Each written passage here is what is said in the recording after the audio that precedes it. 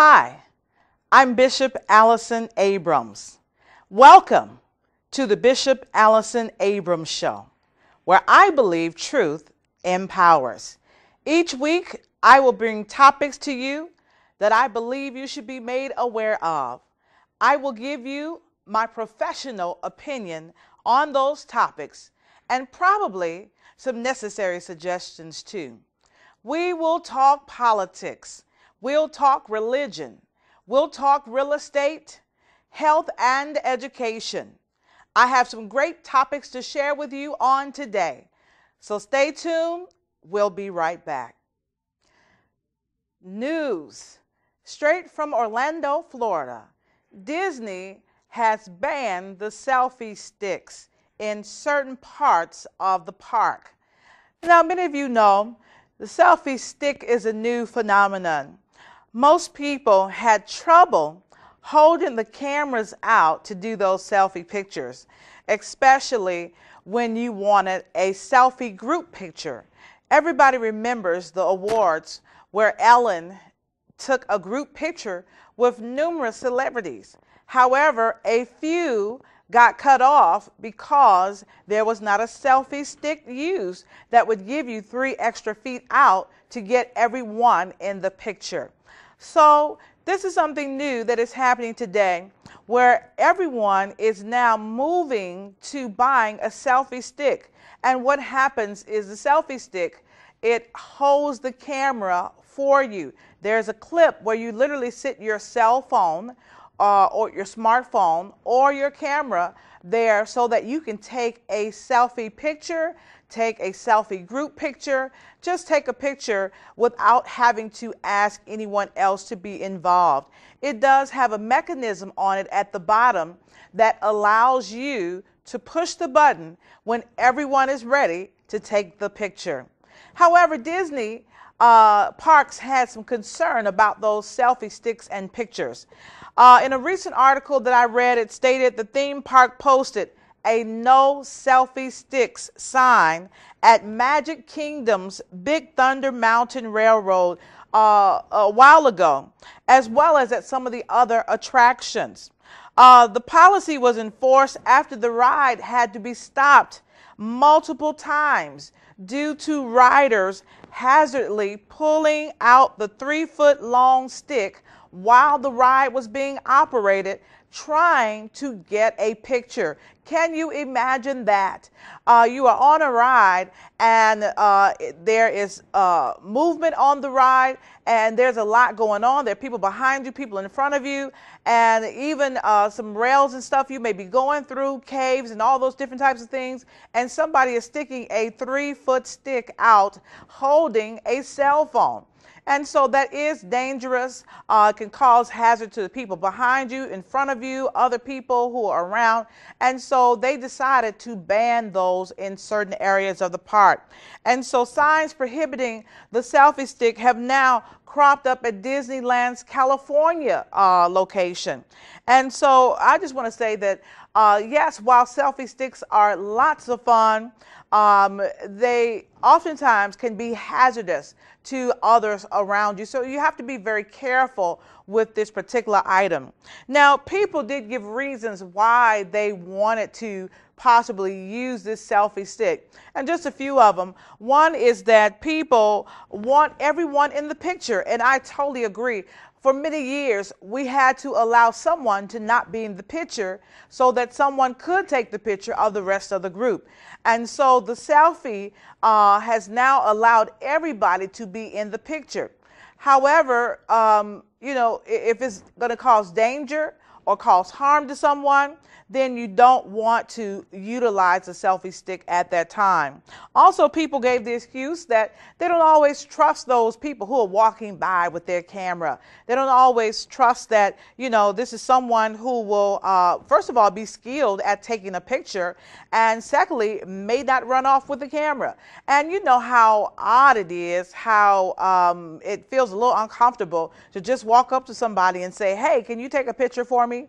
And so it creates a strange atmosphere. And so people don't always want to ask those strangers to take a picture. Also, people gave the excuse that they sometimes want to do inappropriate things in pictures, and they don't always want to invite someone else in to take the picture of them doing those things, and therefore that's why they were trying to take the pictures themselves. And we must remember that safety is always our number one focus, number one concern when being in theme parks, when being in public places. So let's just remember that there are others around us, there are others who may be close to us, connected to us, that do deserve the right to have a safe time during their entertainment as well. So while selfie sticks are fun, just be careful with those when taking your pictures. As a realtor in the District of Columbia, as well as the state of Michigan, I always want to make sure that I am bringing you current real estate news. I want to just share with you the world's hottest luxury housing markets. Many of you may be investors. Some of you may be looking for properties outside of the DMV. So I definitely want to share these results with you. San Francisco. It's particularly a good time to be a luxury home owner in San Francisco. Tech industry money has been pouring into San Francisco, helping push up the median asking price to more than $1 million. It's amazing. Recently, we heard that D.C. in the next 4 to 5 years, the average median price for homes will be about $900,000+. And so San Francisco has already made it there. Another place, Bangalore, India. We do have lots of persons from India in the United States of America. However, Bangalore real estate is also attracting plenty of tech riches. It is dubbed the Silicon Valley of India. Its bustling city of 8 million is home to scores of internationals and domestic IT firms. And so if you are an IT person, you have any connections with IT friends, they may want to consider Bangalore as a place to invest. Lots of new money is there. The ultra high net worth individuals, those whose wealth exceed 30 million in this city, will more than double over the next decade. So Bangalore is a place that is doing very well in the housing market. The next is Miami. Many of us love sunny Miami. And so Miami is having a lot of money flowing through it from Latin America. It is the prime market there in Florida. And domestic interest is also healthy as young, cashed-up professionals from the East Coast snap up holiday homes in growing numbers. When I lived in Michigan, many people went to Florida when it got cold. And so if you desire a luxury home, a holiday home, consider Miami. The next one is Vancouver, Canada. Vancouver's priciest residential areas are built with foreign money. The city has one of the highest rates of condominiums owned by offshore buyers in Canada. And we know that once again in the District of Columbia, there are many, many persons buying condominiums. There are many builders, developers building condominiums. Condominiums is big today in housing. And so if you want to have a house outside of the United States, consider a condo in Vancouver, Canada. The next one, Tel Aviv, Israel. Tel Aviv, Israel.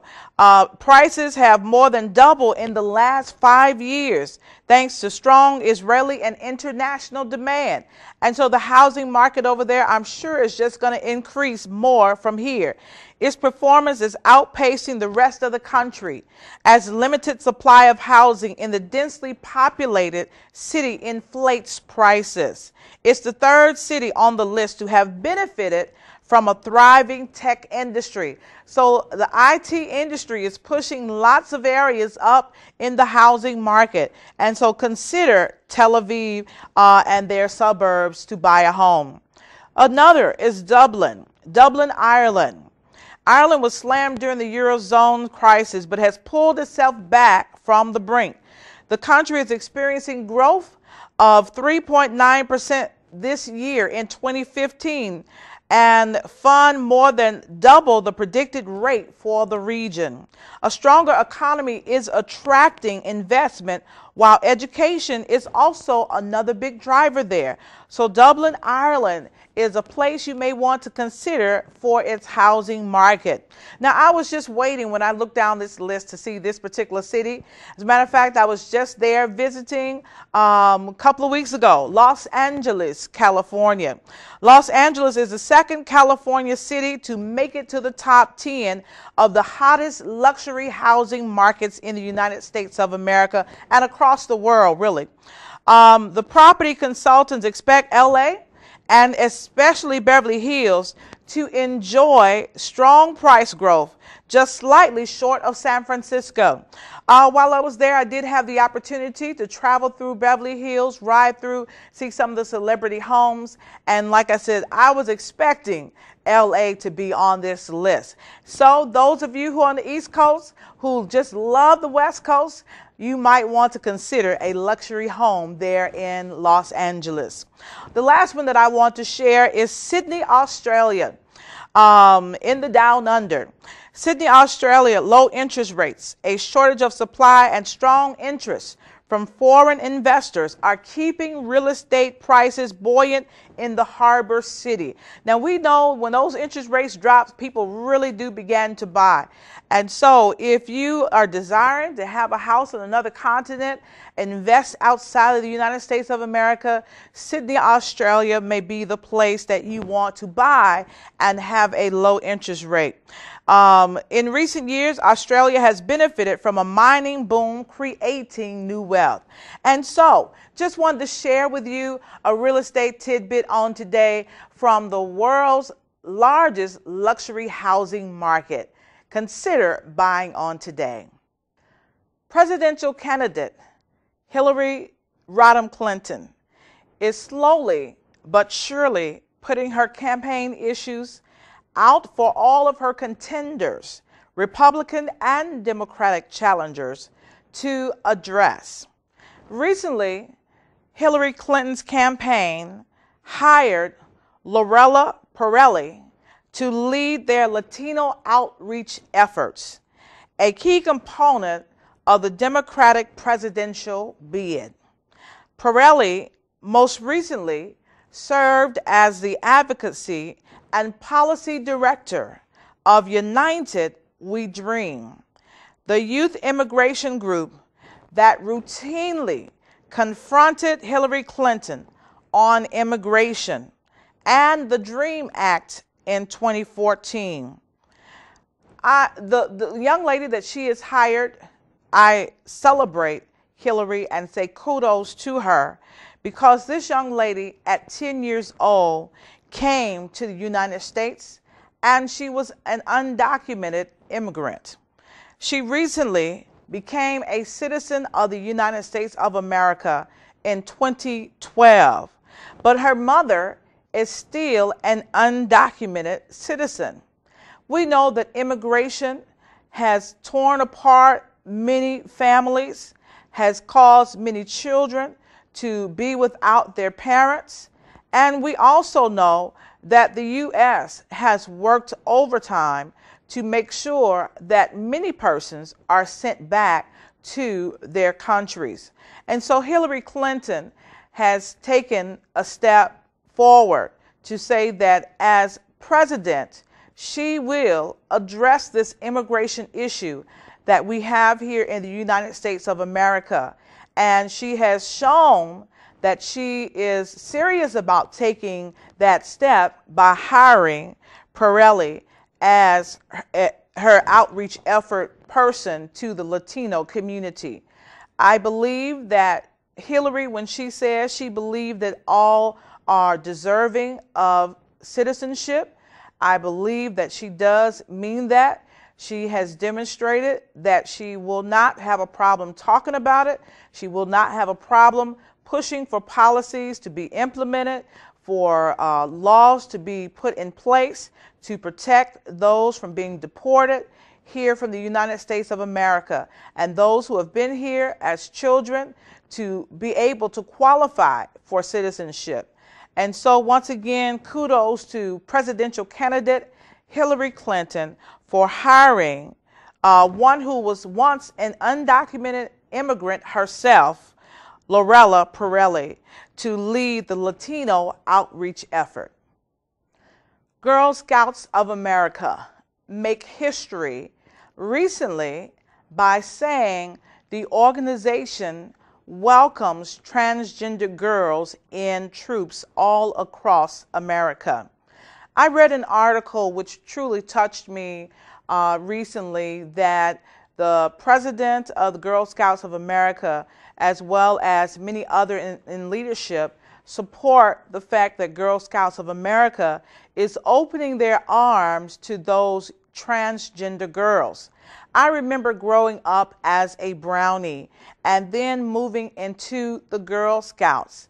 What a wonderful experience it was. Truly, it was a learning experience. It was a molding experience. It was one that I'll never forget, especially wearing that green sash with all of the embroidery on it from different things that had been worn throughout the years. And so I was very moved to see that the Girl Scouts would open their arms for transgender girls. They stated in the article that I read that those girls who are recognized in their communities, recognized in their families, recognized in their schools as being a girl had every right to be a part of the Girl Scouts. Naturally, there were some conservatives who had objections, who raised objections, who said some really out the way things. But the bottom line is, if this person identifies as a girl, has expressed themselves as a girl, if everyone in the community has received and embraced them as a girl, even though they may have been assigned a boy at birth, that it was the right thing to do to allow these transgender girls to be a part of Girl Scout troops and to continue to be able to have the girl childhood experience that so many other girls have all across the world. And so I believe, having been a former Girl Scout, that this was the right decision by Girl Scouts of America. Now, naturally, once again, those who object, those who are conservative, those who wanted to try to bring that decision down, they tried to start a petition and get signatures to get the decision reversed. But at this point, it has not been reversed. They even tried to tell persons, don't buy any more Girl Scout cookies. Now, what type of rage would allow you to stop buying cookies to support the girls all over the country? This builds self-esteem, selling these cookies. This builds team work. This allows people to learn how to work together, learn how to approach people and to make sales. I mean, girls for years have been doing this. And so I was very glad to see that in many areas, some that did have transgender girls, people bought more cookies just to show support because of the decision that had been made. So once again, as a former Brownie, former Girl Scout, I want to say congratulations on the decision by the leadership of Girl Scouts of America to allow all girls who have the opportunity, the wonderful experience of being a Girl Scout in America on today. Beyonce and Jay-Z have been on a giving spree, helping those in need. In an article that I read, it stated that Jay-Z and Beyonce have been on quite the philanthropic streak recently, blurring the distinction between entertainer and saint. Beyonce and Jay-Z have been discovered to have given possibly tens of thousands of dollars in bail money for those arrested while protesting the pattern of police brutality in Baltimore, specifically killing Freddie Gray in mid-April. Also, it's thought that the couple may have given funds to expand the Black Lives Matter campaign. That campaign was designed to call attention to the plight of Black Americans. We know that Black Americans over the last 2 years have seen extreme police brutality. And so there was a campaign started. It took off on social media, Black Lives Matter, and many people supported that campaign. Also, when the NBA basketball players took to the courts with their shirts that stated, "I can't breathe," remembering Eric Garner, who was killed by the police in New York, it was thought that Jay-Z contributed to the production of those T-shirts. Their generosity has now even extended abroad.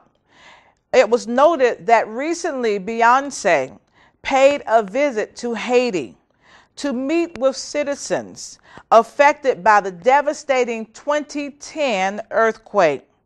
Photos from the trip showed Beyonce smiling as she posed with aid workers, tours the communities, and passes out coloring books to children in the capital city of Port-au-Prince. We see here that sometimes situations can prick the hearts of even the most wealthiest couples in the world.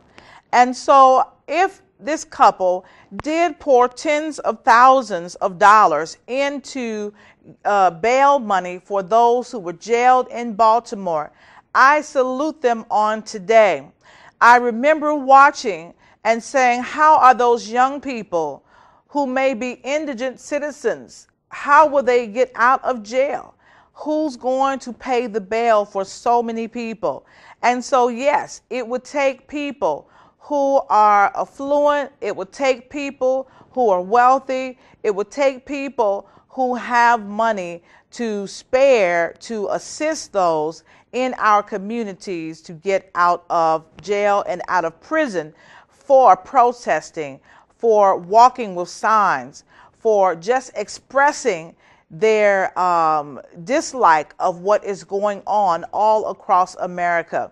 And so I want to say thanks to Beyonce and Jay-Z for all of their efforts, for supporting the Black Lives Matter campaign, and for just being willing to help our people and for having a heart for the situations and circumstances that people have found themselves in America on today. I want to end this show by talking about joy.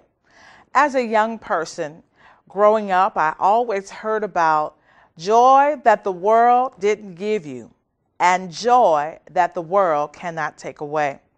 Oftentimes, I did not understand that statement, but the more and more I grew, the more and more I understood that statement. And it's funny because the scripture does talk about, and there is a song that says, you'll understand it better by and by. And so now I do realize, as a pastor, as a bishop, and just as a spiritual leader in the community, that you have to have joy on the inside. Joy should come from within. You should not expect to receive your joy from others. And so something on the inside of you ought to give you joy each and every day. Whether it be just the opportunity to wake up in the morning and have a chance to make a difference in the world. Whether it be an opportunity to wake up in the morning and share that day with someone that you love, someone that means almost the world to you. Whether it be that you have an opportunity to wake up in the morning and embrace your children and be able to pour into them and watch them grow and become a wonderful citizen in these United States of America. Whatever it is, your joy ought to come from within. The Lord has given you gifts. The Lord has given you talent. The Lord has given you abilities. And so some kind of way, you have to put that into action. And then you ought to find your own joy in the world. I'll never forget wondering one day about gifts. I said, now, does God give everybody one gift? Or do some people have one, some have two, some have three? We do remember in the scriptures where it does talk about that there were talents given out, and God gave different portions to different ones. And so we have to know that everybody doesn't have the same thing, but everybody does have something. And that something ought to help you be able to find joy in your life.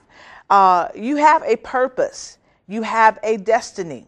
And so while you are working to walk in your destiny, while you are working to live out your purpose and walk out your purpose in life, you ought to have joy. I like to say that just knowing Jesus for myself gives me joy.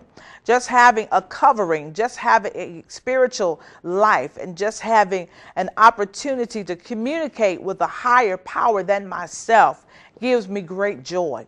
And so when you have joy down on the inside, you don't look for joy from everybody else. When you have joy down on the inside, you don't look for joy from material things and from mechanical items. When you have joy down on the inside, you know that your joy does not come from that love relationship that you're in. It might make you happy, but that's not where your joy comes from. And so your joy is derived and is created on the inside of you. So just remember today that joy, the world cannot give it to you. And when you got it, the world cannot take it away.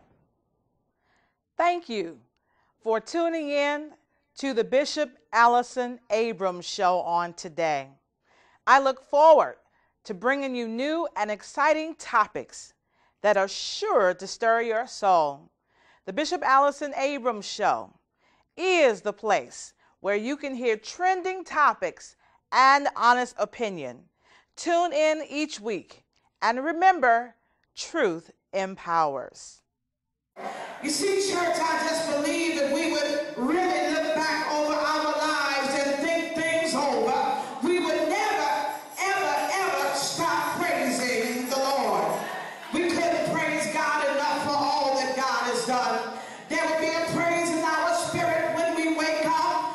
There would be a praise in our spirit in the noonday. There would be a praise in our spirit in the midnight hour, because of how worthy God is of our praise. What better God to praise, church, than the God who can still say yes when man says no?